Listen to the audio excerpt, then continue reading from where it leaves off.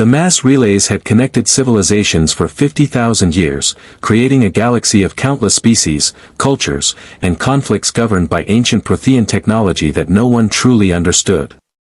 The Citadel Council maintained order through carefully balanced treaties, species quotas, and the implicit understanding that certain lines, like dreadnought construction limits, could never be crossed. Humanity had only joined this galactic community 26 years ago, still proving themselves worthy of a council seat, still navigating the complex politics of a civilization older than their recorded history. None of them had protocols for what tore through the fabric of space 300,000 kilometers from the Citadel on October 14, 2185. The rupture wasn't a mass relay activation. Every ship captain in Citadel space knew the characteristic blue flash of relay transit, the predictable vectors of incoming vessels. This was something else entirely, a wound in reality itself, bleeding exotic radiation that sent sensor arrays screaming warnings across a dozen frequencies. Space folded, twisted by physics that shouldn't exist in a galaxy governed by element zero and mass effect fields. What emerged made every warship in the sector power up weapons and raise kinetic barriers. 5.7 kilometers of titanium-A battleplate and Forerunner enhanced engineering materialized like a knife thrust into the galaxy's heart. The UNSC Infinity hung in the black, energy shields flickering as damaged systems struggled to compensate for a transition that should have been impossible. Hull breaches vented atmosphere from 3 sections. Scorch marks from Covenant plasma scoring still marred the armor plating.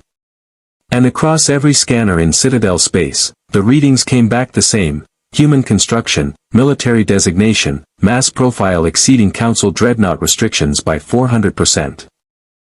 Aboard the CIC, the Combat Information Center, of humanity's most powerful warship, Commander Thomas Lasky gripped the hollowable edge and watched his new universe resolve into terrifying clarity. "Status report," he ordered, voice steady despite the klaxons wailing throughout the ship. Around him, officers worked with controlled urgency, fingers flying across holographic interfaces that flickered with damage warnings. "Slipspace drive is offline, sir," Lieutenant Dominique reported, her face pale. "The transition tore through our Shafujikawa coils. Engineering says we'd need a complete rebuild to jump again." "Weapons systems functional," Tactical reported. "Mac capacitors charging. Point defense grid at 60%. We're combat capable, but," he hesitated. "Sir, we're picking up transmissions. Hundreds of them. Alien languages, but the translation software is flagging some as human." Lasky's jaw tightened. They'd been conducting a routine slipspace jump near a Forerunner artifact when everything went wrong. The artifact had activated, resonating with frequencies that tore through dimensional barriers like tissue paper. And now they were somewhere impossible, surrounded by active transmissions in a region of space that should have been empty void. "Roland," Lasky addressed the ship's AI. "Analysis." The holographic figure materialized above the table, a young man in a UNSC uniform, but his expression was troubled. "Commander, I've been monitoring local communications for the past 90 seconds. We're definitely not in our home galaxy anymore. The astrophysics are wrong, different stars, different spatial coordinates, and I'm detecting something called mass relays that seem to function as FTL transit networks.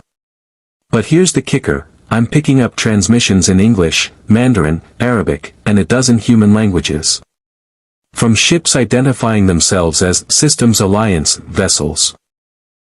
The CIC fell silent except for the ambient hum of systems. "Humans," Lasky said quietly. "We're in a galaxy with humans who never fought the Covenant. And who are about to have a diplomatic crisis," Roland added. "Multiple vessels are powering weapons and demanding we identify ourselves. They're calling us a treaty violation, something about dreadnought construction limits. Commander, they think we're breaking some kind of arms control agreement." Before Lasky could respond, the main viewport flickered to life. A holographic transmission resolved into the image of a Turian. Lasky recognized the morphology from Forerunner databases of their encounters with other species. The alien's face was angular, covered in metallic carapace, and his eyes held the hard edge of a military commander who'd seen combat. "Unidentified human vessel," the Turian said, his voice carrying the weight of authority. "This is Executor Paulin of Citadel Security. You are in violation of Citadel space and the Treaty of Phyrexian. Power down your weapons and prepare to be boarded, or we will interpret your presence as an act of war." Lasky exchanged glances with his XO. Around the CIC, he could feel the tension, UNSC personnel who'd spent decades fighting the Covenant, who understood that powering down weapons in hostile space meant death. But these weren't the Covenant. These were an organized government making legal demands, however incomprehensible. "Roland, open a channel," Lasky ordered. "Let's see if we can talk our way through this before the shooting starts." The AI complied, and Lasky faced the Turian commander. "Executor Paulin, I am Commander Thomas Lasky of the UNSC Infinity. We are not hostile, and we did not enter your space deliberately.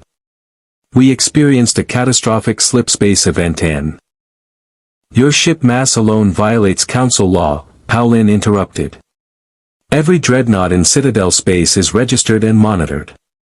You possess no transponder, no identification, and your weapons capabilities exceed anything in the system's Alliance fleet. Explain how humanity constructed a warship of this magnitude without Council oversight, Commander." Lasky felt the weight of the situation settling on his shoulders. They were alone in a galaxy that didn't know the UNSC existed, facing a humanity that had apparently integrated into some kind of alien government structure. A humanity that had never faced extinction at the hands of the Covenant, that didn't understand why you built ships like Infinity, because if you didn't, your entire species died screaming. "We're going to need more context," he said carefully. "But I give you my word, Infinity is not here to threaten anyone. We're just trying to survive." Palin's expression didn't soften. "Then you will submit to inspection and explain to the Council how your species built a weapon that threatens the balance of power in Citadel space. Because right now, Commander, you look like an act of war wrapped in titanium A battle plate." The transmission cut. Lasky turned to his crew. "Get me everything Roland can pull from local networks. I want to know what kind of galaxy we're in, what treaties we've allegedly broken, and," he paused. "And I want Master Chief prepped for deployment. If this goes sideways, I need our best on the ground." In the armory sections deep within Infinity's hull, Spartan-117 was already suiting up. The Mjolnir armor locked into place with pneumatic precision, systems running diagnostics that showed green across the board. John, 117, Master Chief to everyone who'd ever fought beside him, listened to the ship-wide comms with the calm focus that had carried him through 3 decades of warfare. A new galaxy. New enemies, maybe. Or new allies. Either way, he'd do what he always did, complete the mission and bring his people home. If you want to see more legendary characters and ships enter the Mass Effect galaxy, hit that subscribe button and drop the name of a character or vessel you'd want to see in the comments below. The galaxy remembers. The energy shields of a dozen Citadel defense ships flared as they formed a perimeter around the impossible human dreadnought. On the Citadel itself, emergency council sessions were being called. In the shadows of Omega, information brokers scrambled to identify the warship. And in the sterile corridors of Cerberus facilities across the galaxy, the elusive man watched the feeds with calculating eyes. The UNSC Infinity had arrived in a galaxy unprepared for what post-extinction humanity could build. The question was whether that galaxy would welcome them or try to destroy them. The Citadel Council chamber had witnessed countless debates over its 50,000-year history, the Rachni Wars, the Krogan rebellions, the Morning War between the Quarians and Geth. But as the holographic projection of the UNSC Infinity rotated above the central platform, even the Council's most experienced politicians felt the weight of unprecedented crisis. Councillor Tevos, the Aseri representative, studied the data streams with growing concern. Her species had mastered diplomacy over millennia, learning to read the subtle currents of galactic politics. This was not subtle. The vessel's mass profile alone violates the Treaty of Phyrexian by a factor of 4. If we allow this to stand, we undermine the entire framework that prevents dreadnought arms races. The question is capability, not intent, Counselor Valorn countered, his Solarian mind already calculating variables at speed that would exhaust other species. Scan data indicates weapons systems beyond anything in current Alliance arsenal. Those MAC cannons appear to be magnetic acceleration technology that makes our mass drivers look primitive. Energy shielding that doesn't rely on kinetic barriers. If humanity has been developing this in secret, then Ambassador Udina has considerable explaining to do. Counselor Spartans finished, his Turian military background making him focus on threat assessment. The Systems Alliance has 43 registered dreadnoughts. This Infinity would require resources equivalent to their entire naval construction budget for 5 years. Where did they hide the shipyards? Who authorized the construction?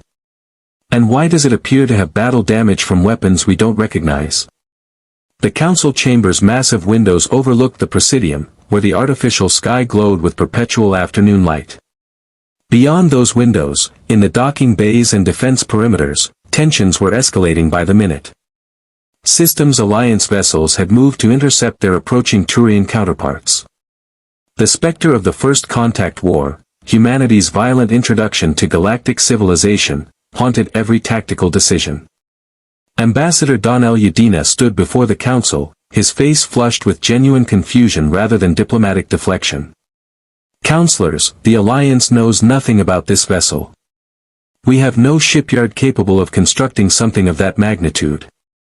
Our largest dreadnought is the Kilimanjaro at 900 meters. This Infinity is 6 times that length. Your ignorance is concerning, Ambassador, Spartans said coldly. Either your government has conducted black operations that dwarf anything Cerberus has attempted, or there's a human faction we know nothing about. Neither option is acceptable. Tevos raised a hand, calling for calm. We have requested Commander Lasky and his senior staff submit to questioning. The vessel itself has not fired upon our security forces, which suggests restraint. Perhaps we should extend the same courtesy before assuming hostile intent. Restraint? Spartans' mandibles twitched in agitation. Counselor, that ship's weapons could glass a planet. Its armor withstood impacts that should have shattered any known alloy. And according to our techs, it's emitting radiation signatures that don't match any known element zero application. This is not a question of intent, it's a question of existential threat to galactic stability. The argument continued, but Udina was barely listening. His Omni tool had been receiving urgent communications from Alliance intelligence for the past hour. Reports were flooding in, the Infinity's crew spoke with accents and terminology that matched no known human colony. They referenced organizations like UNSC and ONI that had no records in any Alliance database. And most disturbing, initial linguistic analysis suggested their English dialect had diverged from Alliance standard approximately 400 years ago. It was as if humanity had split into 2 parallel histories, and one of them had just crashed violently into the other. Aboard the Infinity, Lasky stood in the observation deck watching Citadel defense forces maintain their perimeter. Cruisers and frigates, elegant designs that prioritized speed and mass effect field efficiency over the brutal armor doctrine that UNSC ships embodied. They were beautiful, in their way. They were also hopelessly outgunned. They're scared, Roland observed, his avatar appearing beside Lasky. I've been monitoring encrypted military channels. The Turians are running combat simulations and every scenario ends with catastrophic losses if shooting starts. One of their analysts calculated we could destroy their entire blockade fleet before they penetrated our armor. That's not helpful, Roland, Lasky said quietly. We're not here to fight these people. No, but they don't know that. From their perspective, we're an unknown human faction with technology that makes them obsolete. The political fallout is already starting, there's talk of emergency sessions, treaty violations, even some extremist groups calling for preemptive strikes. Lasky turned from the viewport. What have you learned about this galaxy? Roland's expression grew serious. It's complicated. This Citadel Council governs thousands of systems across multiple species, Asari, Turians, Solarians as the primary members, with dozens of client races. Humanity only made first contact 26 years ago, and it started with a war. They stumbled into Turian territory, activated a dormant mass relay against Council law, and the Turians fired first. Short conflict, but it established humans as aggressive newcomers.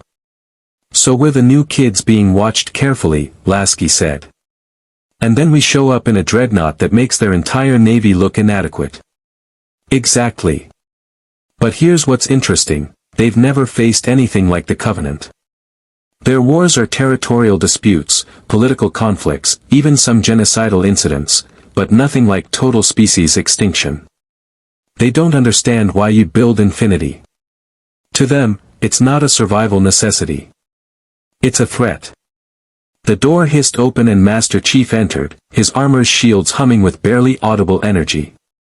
Even after decades serving together, Lasky still felt a moment of instinctive respect seeing a Spartan in full Mjolnir gear. John 1:17 represented humanity's refusal to die quietly, a weapon system built from desperation and brilliance in equal measure. Commander, Chief said. Status? Political nightmare, Lasky replied bluntly. We've violated treaties we didn't know existed, we're carrying weapons that terrify the local governments, and we can't go home because our slipspace drive is slag. The Council wants us to submit to inspection and explain how humanity built a ship they think is impossible.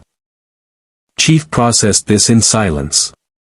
Through his visor's HUD, he was already reviewing tactical data Roland had compiled. Species profiles. Military capabilities. Political structures. The galaxy was vast and organized in ways the UNSC had never achieved, but it was also fragile. Built on treaties and balances that assumed everyone played by the same rules. The UNSC had learned a different lesson. The Covenant didn't respect treaties.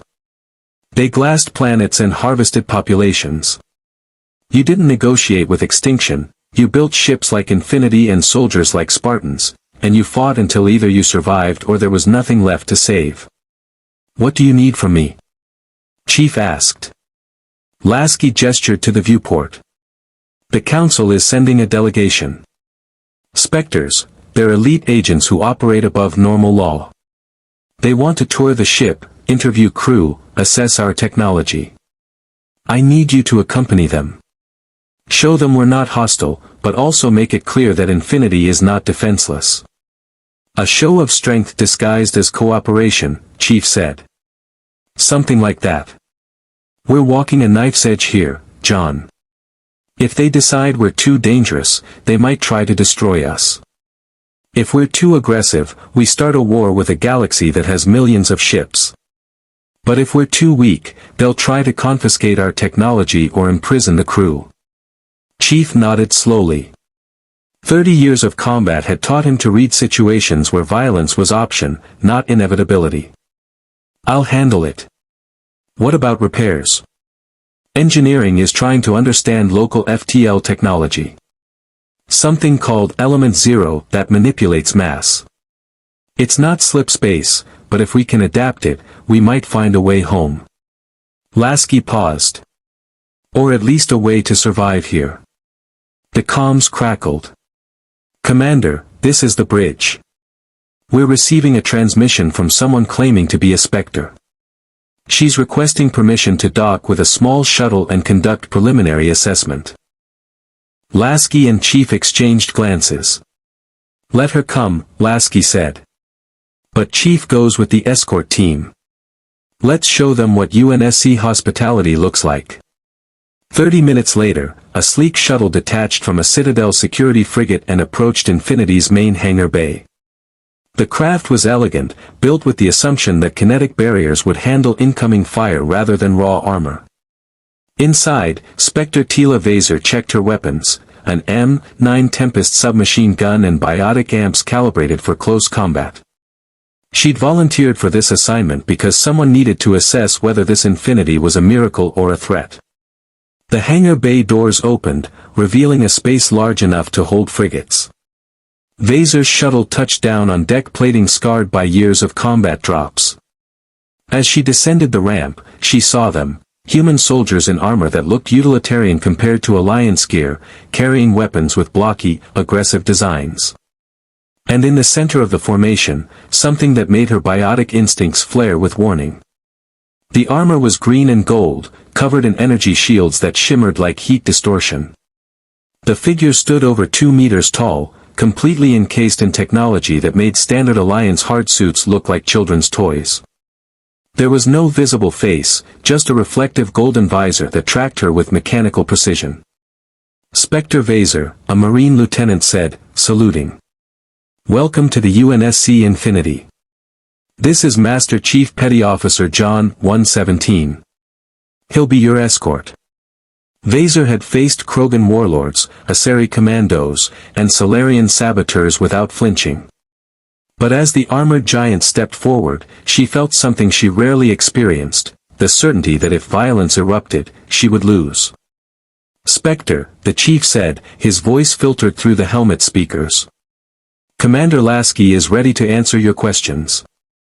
But understand, Infinity is a UNSC warship. We have protocols." The CIC briefing room was designed for tactical efficiency, not diplomatic comfort. Master Chief stood at parade rest near the door while Commander Lasky sat across from Spectre Vaser, a holographic display between them showing Infinity's basic schematic, heavily redacted, with entire weapon systems and technological specifications grayed out. Vaser studied the diagram with practiced eyes, noting what was revealed and what was conspicuously absent. "Your ship is equipped with weapons called MAC cannons. Magnetic accelerator cannons, according to your terminology.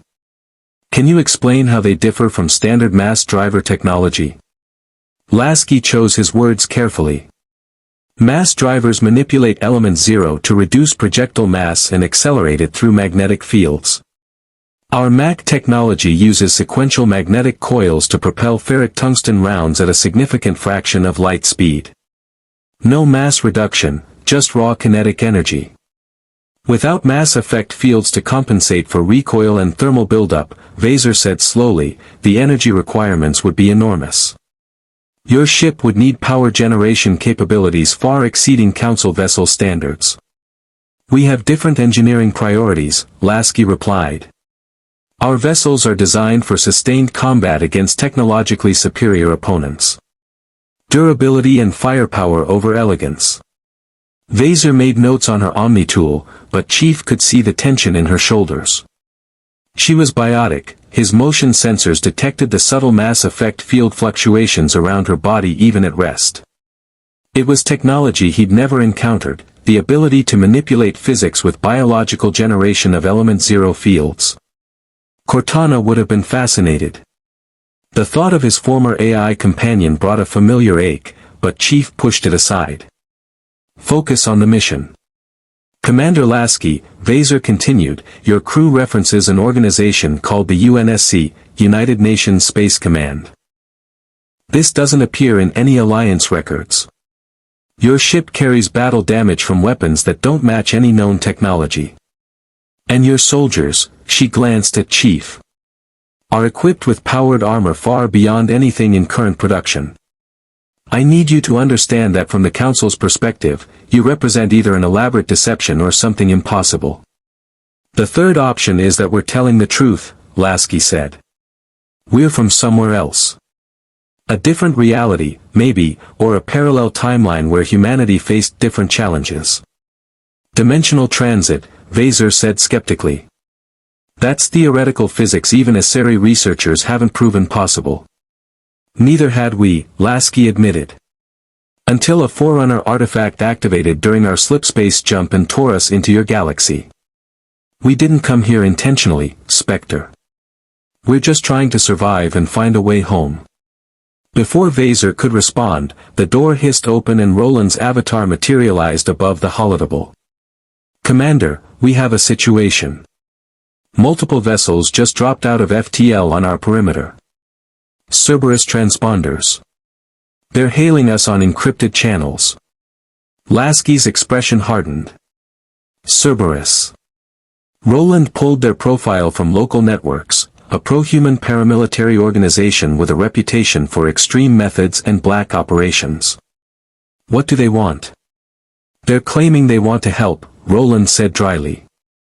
Offering technical assistance with repairs and promising to facilitate our integration into human space. I'm detecting at least 3 stealth surveillance craft in the area too. They've been watching us since we arrived. Vaser stood abruptly. Commander, Cerberus is classified as a terrorist organization by council law. If you accept their assistance. We haven't accepted anything, Lasky cut her off. But you'll forgive me if I'm suspicious of a government that's been threatening to destroy my ship while a human organization offers help. He turned to Roland. Tell them we're not interested. Politely. Chief stepped forward.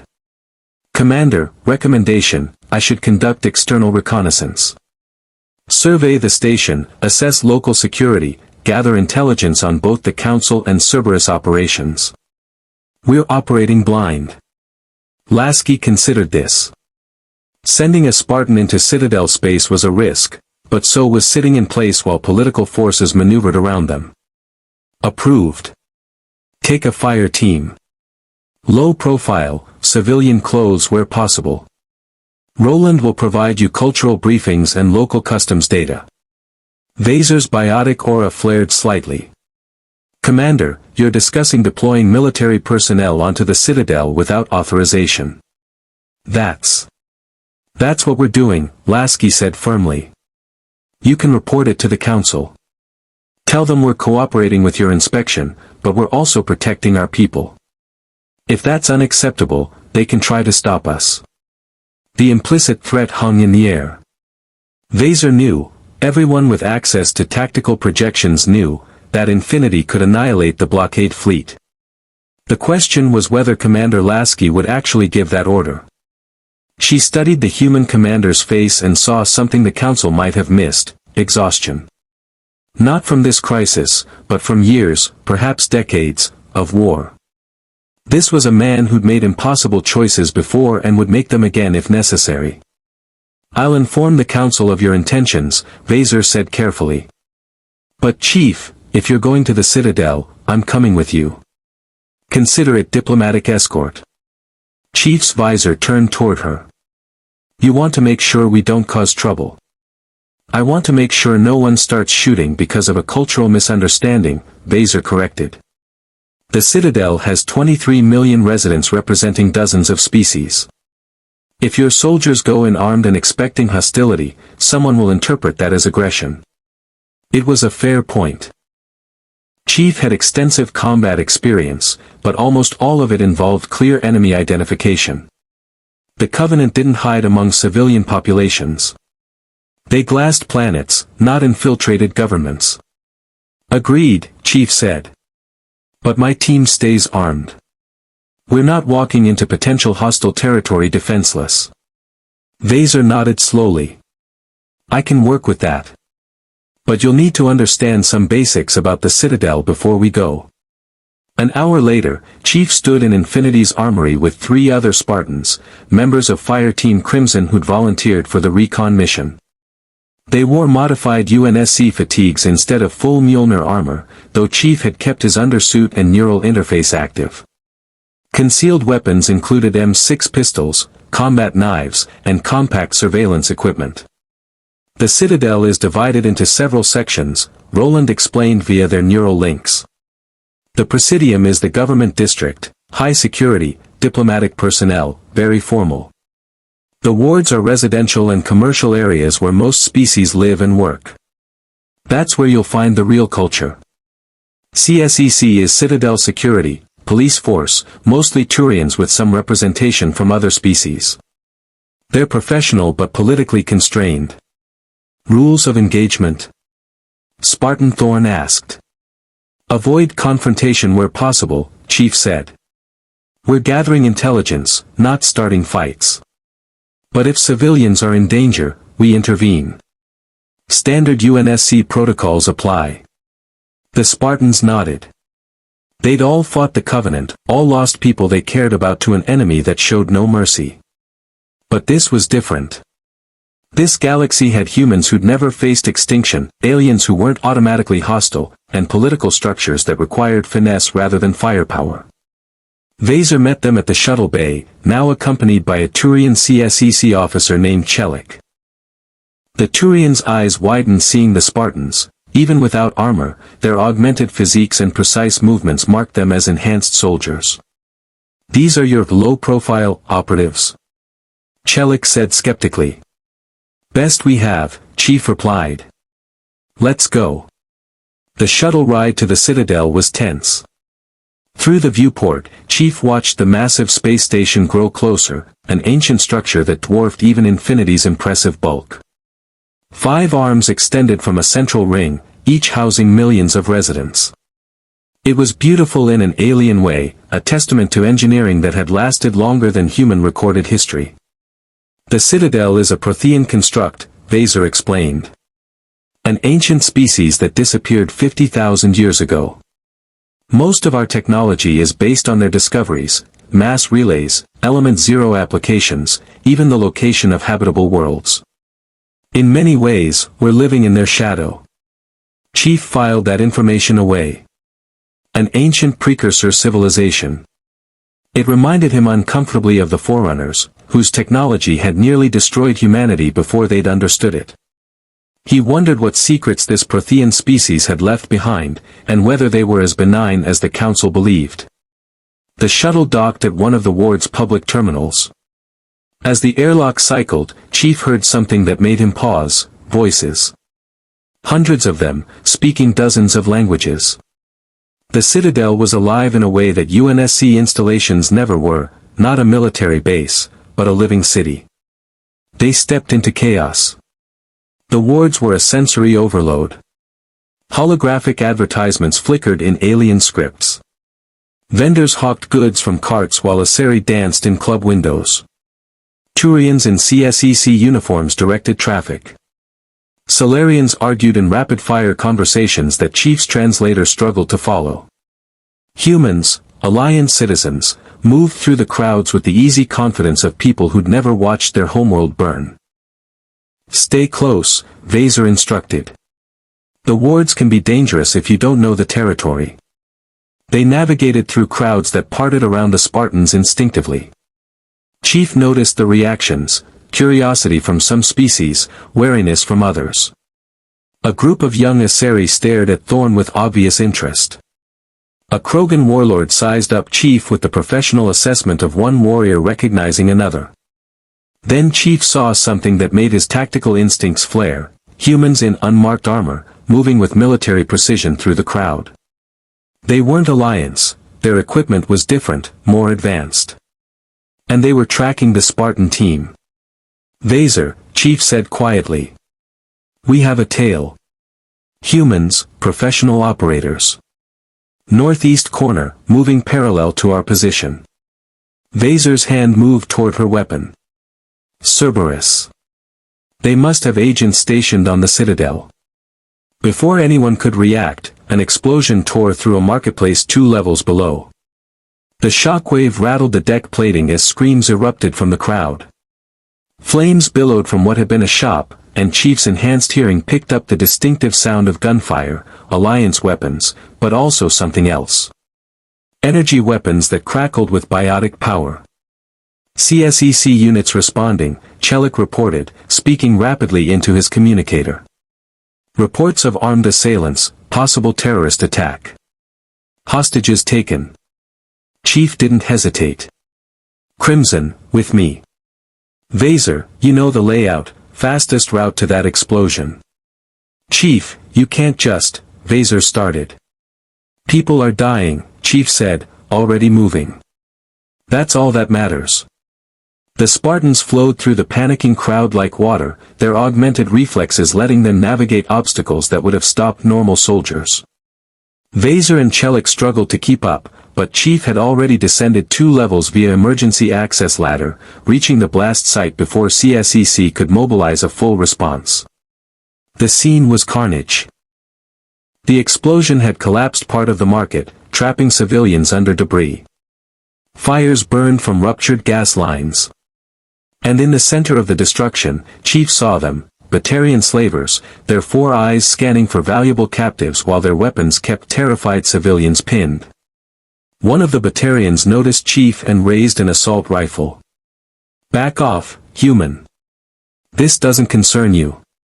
Chief's response was simple and devastatingly effective. He closed the distance before the Batarian could fire, disarmed him with a move that shattered the alien's arm, and used the slaver's own body to shield against incoming fire from his companions. 2 seconds. 3 Batarians neutralized. The rest of Crimson engaged with equal efficiency. Thorn flanked left, taking down 2 more slavers with precise pistol shots.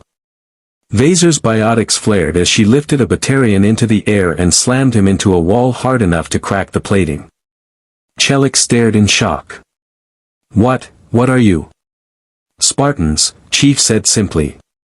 He moved to the collapsed debris and began pulling rubble aside with augmented strength, revealing trapped civilians, a Turian family, an Asari merchant, a human child who couldn't have been more than 8 years old. The girl stared up at him with wide eyes. "Are you a hero?" Chief lifted the debris pinning her legs, carefully extracting her from the wreckage. "Just a soldier. Can you walk?" She nodded, tears streaming down her face. Behind them, CSEC units were finally arriving, weapons drawn and confusion evident. They'd expected a prolonged hostage situation. Instead, they found neutralized threats and rescued civilians, all within 2 minutes of the initial explosion. Vaser approached Chief, her expression unreadable. "That was the most reckless, tactically brilliant, and politically complicated intervention I've ever witnessed. You just saved 24 lives and gave the Council a dozen new headaches." "Why?" Chief asked. "Because now everyone on the Citadel knows there are human soldiers who can move like that. Fight like that. And the question they're all going to ask is, if these are the soldiers, what else is hiding on that ship?" Chief looked back at Infinity's distant silhouette, visible through the Citadel's transparent sections. Commander Lasky had wanted low-profile reconnaissance. Instead, Master Chief had just announced to the galaxy that the UNSC was very much here. And they were not to be underestimated. The elusive man watched the footage from the Citadel markets for the 3rd time, his cybernetic eyes tracking every movement as the Spartan called Master Chief dismantled trained Batarian slavers like they were academy recruits. The holodisplay floating in his Chronos Station office showed angles from 7 different surveillance feeds. Cerberus had eyes everywhere, even in CSEC's supposedly secure networks. "Remarkable," he murmured, swirling the whiskey in his glass. Behind him, the observation windows showed a star being consumed by its own gravitational collapse, a cosmic death that had been burning for millennia. Enhanced reflexes, augmented strength, neural interface integration. This isn't standard Alliance augmentation. This is something far more advanced. Miranda Lawson stood at attention, her perfect posture betraying none of the concern she felt. As the elusive man's top operative, she'd overseen dozens of black operations, but this UNSC situation was spiraling beyond containable parameters. "Our infiltration teams report that Infinity's crew references a 30-year war against something called the Covenant. A multi-species alliance that attempted to exterminate humanity. Their entire military doctrine is built around species survival, not territorial expansion. Which makes them dangerous in a different way," the elusive man said. "Not conquerors, but survivors willing to do whatever it takes. That's the kind of desperation that changes galaxies, Miranda." He gestured at the screen showing Chief carrying the injured child to safety. "And now they've revealed themselves as heroes. The narrative is already shifting, social media across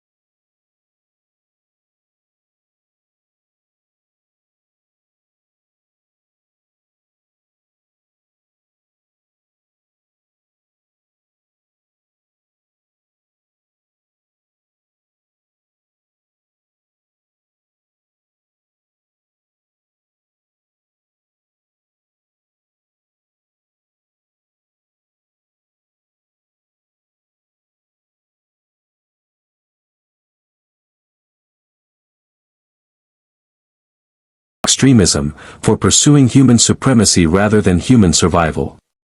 Before he could respond,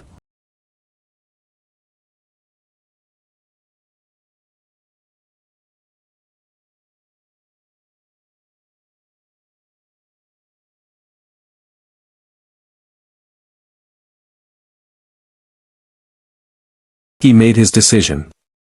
Grant permission. Mr. Taylor, you can wait in the guest quarters. We'll consider your proposal, but I'm not making deals until I understand the full political landscape. Jacob nodded, accepting the dismissal gracefully. As the guards escorted him away, Chief moved closer to Lasky. Commander, Cerberus is dangerous. ONI briefings would have classified them as hostile intelligence operation. Probably, Lasky agreed. But they're also offering solutions the Council won't provide. We need to keep our options open. The Normandy State Route 2 was beautiful in the way only stealth vessels could be, sleek, angular, designed to slip through enemy sensors like a ghost. As it docked with Infinity's Bay, Lasky noted the advanced systems, thermal dampening, silenced propulsion, military-grade sensors. This was no standard Alliance frigate. Commander Shepard descended the ramp with the confident stride of someone who'd stared down impossible odds and won. He was human, early 30s, with the scarred face of a combat veteran and eyes that had seen things most people couldn't imagine. Behind him came an eclectic team, a Turian in blue armor, an Asari scientist, a Krogan battlemaster, and others representing a dozen species. Commander Lasky, Shepard said, extending a hand. I'd say welcome to the galaxy, but that seems inappropriate given the circumstances. Lasky shook it, reading the measure in Shepard's grip. This was a man used to command, to making impossible choices. In many ways, he reminded Lasky of Chief, someone forged by war into something simultaneously more and less than human. Commander Shepard. Your reputation precedes you. So does yours, Shepard replied. Or it would, if anyone knew where the hell you came from. But that's not why I'm here. My crew detected unusual energy signatures from Infinity when you arrived, radiation patterns that match something we've been investigating. The collectors. That got Chief's attention.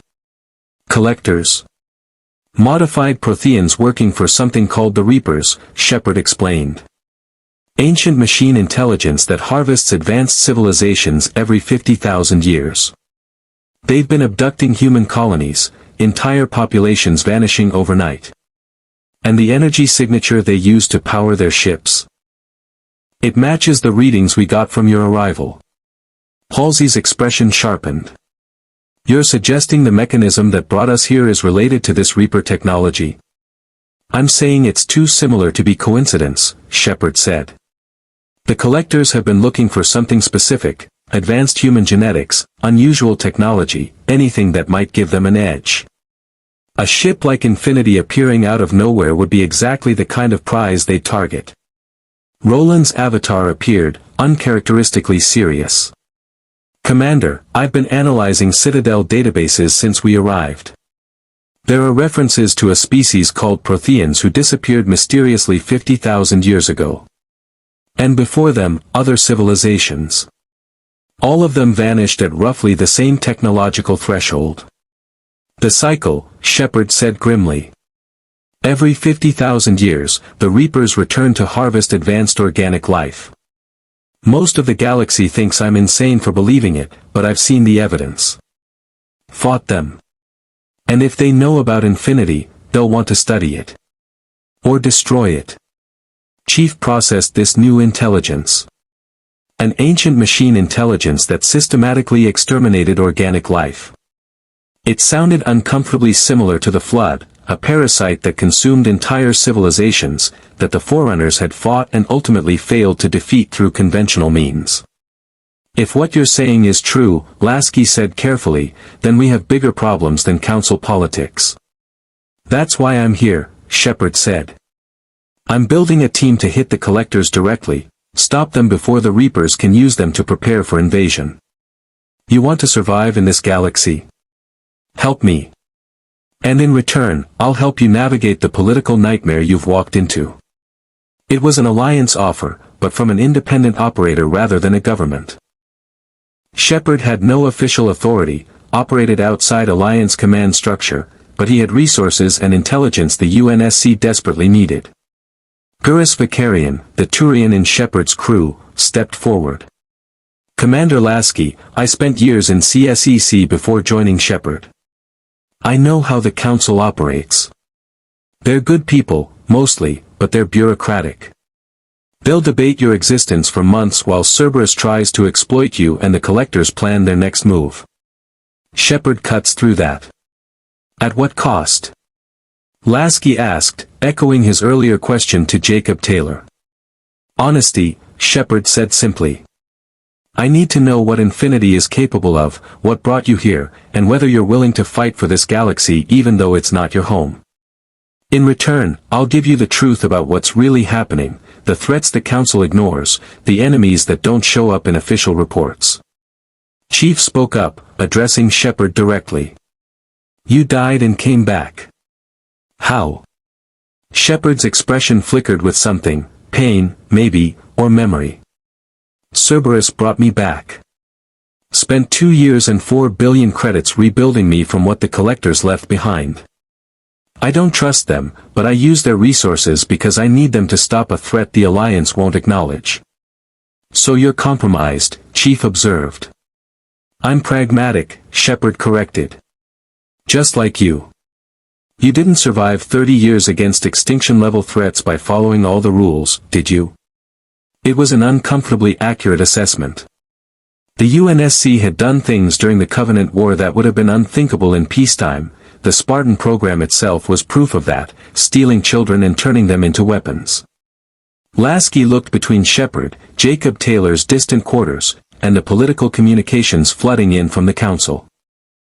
3 paths forward, official channels that would constrain them, Cerberus resources that came with dangerous strings, or Shepard's independent operation that promised truth but no guarantees. Roland, Lasky said. Analysis. The AI appeared thoughtful. Shepard's service record is impressive, multiple commendations, tactical genius, proven ability to unite disparate forces. His connection to Cerberus is concerning, but his actions suggest genuine commitment to protecting colonies rather than political agenda. My recommendation, conditional alliance. Share intelligence, coordinate operations, but maintain operational independence. Chief? Lasky asked. He's a soldier, Chief said. Not a politician. We can work with that. Lasky made his decision. Commander Shepard, will coordinate with you. But understand, Infinity is a UNSC vessel. We follow our protocols, protect our people, and we don't compromise on our core principles. If that's acceptable, let's talk about these Collectors. Shepard smiled slightly. Welcome to the galaxy, Commander. It's more complicated than you think, and more dangerous than you can imagine. But if we're lucky, we might all survive it. As the 2 commanders began comparing intelligence on the Collector threat, neither noticed the surveillance drone hidden in the docking bay's superstructure, a Cerberus device recording every word, every tactical detail, every piece of technology visible on the UNSC vessel. The elusive man watched from Chrono Station, his cybernetic eyes gleaming with satisfaction. Shepard had done exactly what was predicted, bringing Infinity into the Collector investigation. And when the shooting started, Cerberus would be there to pick up the pieces, and the technology. Humanity's ascension was inevitable. The only question was which humans would lead it. Omega was a monument to lawlessness, a space station carved from an asteroid, where every species criminals, mercenaries, and exiles converged to conduct business beyond Council jurisdiction.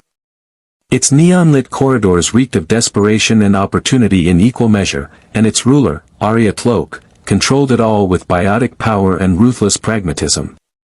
When sensors detected the UNSC Infinity adjusting course toward Omega space, Arya's network responded immediately. Tell me that's not what I think it is, she said, studying the holographic projection of the massive human warship. Her throne, A converted observation deck overlooking afterlife, Omega's premier club, provided perfect vantage for observing threats. And this was definitely a threat. Grizz, her Krogan enforcer, growled low in his throat. It's the mystery ship from Citadel space. The one that scared the council enough to convene emergency sessions. What's it doing here? Either looking for supplies, information, or showing me that they're not intimidated by my territory, Arya said coldly. I don't like any of those options. She'd built Omega's power structure over centuries, maintaining dominance through calculated violence and strategic alliances. The station operated on simple rules: don't fuck with Aria's profits, don't disrupt the power balance, and don't bring council attention to Omega. This warship threatened all three. Get me everything on that vessel, Arya ordered. Crew complement, weapons capabilities, command structure. And send word to the Eclipse, Blood Pack, and Blue Suns. No one moves against that ship without my explicit permission. I want to know what they want before bullets start flying. Aboard Infinity, Commander Lasky briefed the Spartan fire team preparing for Omega deployment. The mission parameters were simple but dangerous: establish contact with local information brokers, acquire intelligence on collector operations in terminus systems, and assess potential supply sources for long-term operations. Omega has no formal government, Roland explained, his avatar displaying station schematics. It's ruled by an Aseri crime lord named Arya Tloke who controls through force and intimidation. 3 major mercenary groups operate here: Eclipse, led by an Aseri named Jonah Cerberus, Blood Pack, Vorsha and Krogan enforcers, and Blue Suns, the most professional of the 3. All 3 pay tribute to Arya. Criminal infrastructure, Chief observed. Organized, hierarchical, profit-motivated. Exactly. Which means they can be negotiated with, but only from a position of strength. Show weakness on Omega, and you're dead or enslaved within hours. Shepard had offered to accompany the mission, his team had extensive Omega experience, but Lasky had declined. Infinity needed to establish its own reputation, separate from Shepard's complicated relationships. Besides, having Spartans make first contact sent a specific message: the UNSC could operate anywhere, with or without local permission. Chief's fire team consisted of 6 Spartans in full Mjolnir armor, accompanied by a squad of UNSC Marines and one very nervous Alliance diplomat named Barla Vaughn who'd volunteered to serve as cultural liaison. The Volus information broker had worked Omega's networks for decades and understood its peculiar politics. This one strongly advises caution, Barla Vaughn wheezed through his pressure suit. Arya does not appreciate armed incursions into her territory. She will view your presence as either tribute opportunity or threat to eliminate. Then we'd better make the right impression, Chief said. The Pelican dropship descended through Omega's docking traffic, its aggressive profile drawing attention from every smuggler and mercenary watching the approach vectors. Unlike the sleek designs favored by Citadel species, the Pelican was brutal functionality, armored, armed, and built to insert troops under fire. It touched down on a public landing pad in Omega's commercial district, and Chief's team deployed with military precision. Immediately, dozens of weapons tracked their movement, mercenaries taking position in case this turned into a firefight, curious onlookers recording everything for the extranet. The Spartans moved in formation through crowds that parted instinctively, alien faces registering confusion and wariness at the sight of armored warriors who stood taller than Krogan and moved with predatory grace. Chief's motion sensors tracked 47 potential threats within 50 meters, his HUD painting targeting solutions even as he maintained non-hostile posture.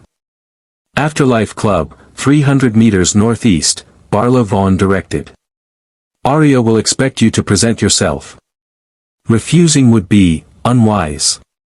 They navigated through Omega's chaotic marketplace, vendors selling everything from weapon mods to red sand narcotic, Aseri dancers performing for credits, Batarian slavers eyeing merchandise.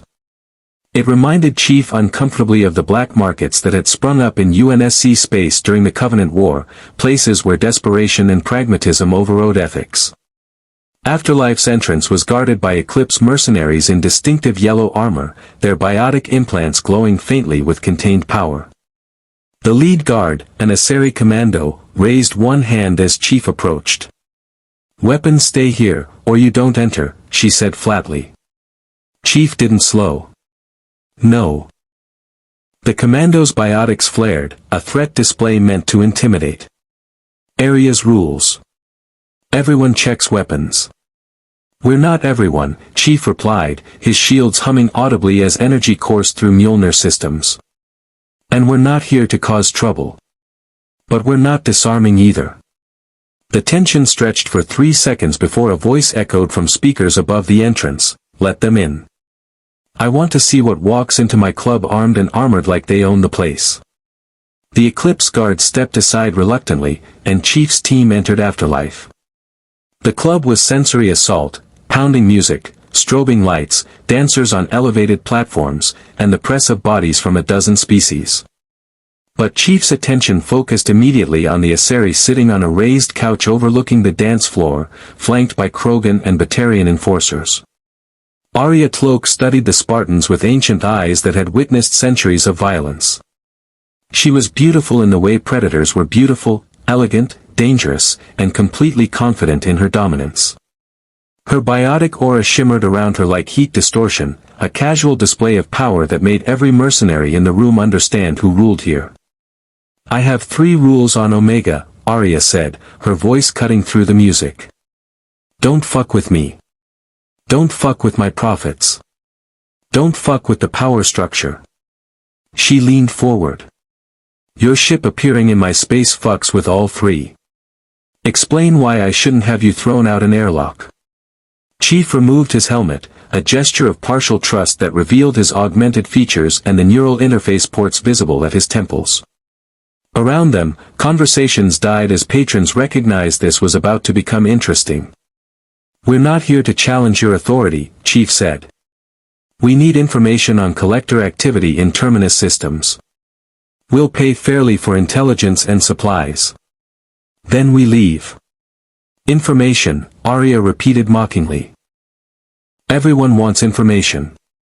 But you're not like the usual treasure hunters and bounty seekers who come begging. You walked in here like you could fight your way out if negotiations failed. So let's be honest, can you?" It was a test. Chief understood that much. Arya was measuring whether the UNSC was prey or predator, whether they deserved respect or exploitation. "Yes," Chief said simply. "But it would be expensive for everyone involved. Better to do business." Arya smiled slightly. "I like honesty. Most humans try to bullshit or intimidate. You just state facts." She gestured, and screens around the club displayed footage: Chief's intervention at the Citadel marketplace, Infinity's arrival, tactical analyses of UNSC technology. "My networks have been busy. You're from somewhere else, somewhere that built soldiers like you and ships that scare the Council. That makes you interesting. It also makes you valuable." "We're not for sale," Chief replied. "Everything's for sale on Omega," Arya countered. "But I'm willing to negotiate. I provide information on collector sightings, supply connections, and safe harbor when your Council friends inevitably try to impound your ship. In return, you provide something I can't buy: security services. There are threats even my mercenaries can't handle efficiently." Barla Vaughn wheezed urgently, "This one advises careful consideration of contractual obligations." "Not a contract," Arya interrupted. "An exchange between professionals. You help me with a problem, I help you survive in Terminus space. Simple." Chief considered this. Omega represented everything the UNSC officially opposed: lawless criminal enterprise, slavery, narcotics trade. But it also represented pragmatic reality in a galaxy where official channels had proven hostile or restrictive. Shepard had warned them that surviving in Mass Effect space required flexible morality. "What's the problem?" Chief asked. Arya's expression turned dangerous. "Eclipse mercenaries think they can expand operations without my permission. Their leader, Jonah Cerberus, has been recruiting heavily, biotic commandos, tech specialists, heavy weapons experts. She's planning something big, and she's been in contact with Cerberus agents. I want to know what they're planning, and I want it stopped before it destabilizes my station. You want us to assault Eclipse positions, Chief said. I want you to remind them why challenging me is fatal, Arya corrected. You can do it quietly or loudly, I don't care. But Eclipse has a major operations center in the lower wards. Take it. Recover their operational data. Prove you're worth the trouble of protecting. It was mercenary work, the kind of morally ambiguous operation that would have required extensive ONI oversight during peacetime. But these weren't peacetime conditions, and the UNSC needed allies wherever they could find them. We'll do it, Chief decided. But if civilians are caught in crossfire, we extract them. That's non-negotiable. Arya laughed, a sound without humor. Caring about collateral damage on Omega. That's adorable. Fine. Do your hero routine if it helps you sleep. Just get me that data. She transmitted coordinates to Chief's HUD, highlighting a fortified position in Omega's industrial sector. Eclipse has 50 troops dug in, including biotic specialists and heavy mechs. They're expecting retaliation, just not from whatever the hell you are. Chief replaced his helmet. We'll handle it. As the Spartans departed, Grizz moved closer to Arya. You're trusting them? They could be Council spies, or Cerberus assets. They're neither, Arya said, watching the armored figures disappear into Omega's crowds. There's something new. And in Terminus space, new opportunities are worth the risk. If they succeed, I gain powerful allies. If they fail, Eclipse eliminates a potential threat for me. Either way, I win. The Eclipse Operations Center occupied a converted cargo depot, its entrances guarded by automated turrets and shield barriers. Through his visor's enhanced optics, Chief counted defensive positions, sniper nests on elevated catwalks, heavy mechs at choke points, biotic specialists positioned for coordinated attacks. 50 visible hostiles, Spartan-III reported. Standard Eclipse loadout, Tempest SMGs, biotic amps, flashbang grenades. The mechs are Fenris models, anti-personnel configuration. They're dug in for siege defense, another Spartan observed. Expecting frontal assault. Chief studied the facility's architecture, noting weak points that wouldn't be obvious to species who'd never fought enemies like the Covenant. We go through the maintenance tunnels. Hit them from below and behind. Thorn, take 2 Spartans and suppress from elevation. I'll lead the breach team. Marines provide overwatch and extract any civilians. The operation began with silent infiltration, Spartans moving through access tunnels too cramped for standard troops but navigable for augmented soldiers with decades of combat experience. Chief's motion tracker painted enemy positions above, their movements predictable because they expected conventional attack vectors. The breach was explosive and overwhelming. Chief's team emerged from floor hatches directly behind Eclipse defensive lines, shields absorbing surprised return fire while Spartans systematically neutralized threats with devastating efficiency. Biotic barriers flared and shattered against UNSC weapons fire. Heavy mechs pivoted but couldn't track fast enough to engage targets moving with superhuman speed. Jonah Cerberus, Eclipse's commander, was an Aseri commando with centuries of combat experience. She'd fought Krogan warlords, survived blood pack ambushes, and earned her reputation through ruthless competence. But as she watched armored humans tear through her defenses in under 90 seconds, she realized she'd fundamentally miscalculated. "What are you?" she demanded, throwing biotic warps that splashed harmlessly off Chief's shields. "UNSC," Chief replied, closing the distance. He disabled her with a neural jolt from his armor's integrated systems, non-lethal but incapacitating. "You're done." The facility fell silent. 50 Eclipse mercenaries neutralized, most alive but unconscious. 0 UNSC casualties. Chief's team secured the operational computers, extracting data cores while Marines established defensive perimeter. "Chief," Thorne called. "We've got civilians. Maintenance workers who were trapped when Eclipse fortified. 6 individuals, mixed species." Chief moved to the holding area, finding terrified workers, Turian engineers, a human technician, Asari mechanics, who'd been imprisoned to prevent intelligence leaks. They stared at the Spartans with expressions somewhere between relief and fear. "You're safe," Chief said, his helmet speakers modulating to less threatening tones. "We're evacuating everyone to secure locations." "You're the ones from the Citadel," the human technician said, recognition dawning. "The soldiers who saved those people from the Batarians." "Just doing our job," Chief replied. "Can you walk?"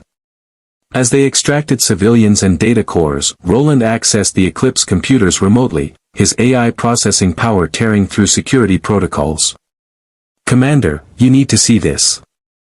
Eclipse wasn't just expanding operations, they were coordinating with Cerberus. The elusive man funded their buildup, promised technology and resources. And their target, Roland paused, was Infinity. They were planning an infiltration operation to steal UNSC technical data. Chief processed this information coldly. Cerberus had simultaneously offered alliance while planning theft. Classic intelligence operation, approach from multiple vectors, take what could be negotiated or stolen depending on which proved more effective. "Arya needs to know," Chief said. "And so does Commander Lasky." They returned to Afterlife with Eclipse data and rescued civilians, presenting both to Arya with professional efficiency.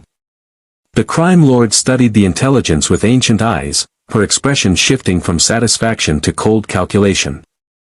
"Cerberus thinks they can operate on my station without permission," Arya said quietly. "That's unacceptable." She looked at Chief. "You've proven yourself. Consider Omega open to you, for intelligence, supplies, and refuge when you need it. And Chief, thanks for the warning about Cerberus. I'll be dealing with their agents personally." As the Spartans departed, Chief contacted Infinity. "Commander Lasky, we have a situation. Cerberus is actively working against us while pretending to offer alliance. Recommend immediate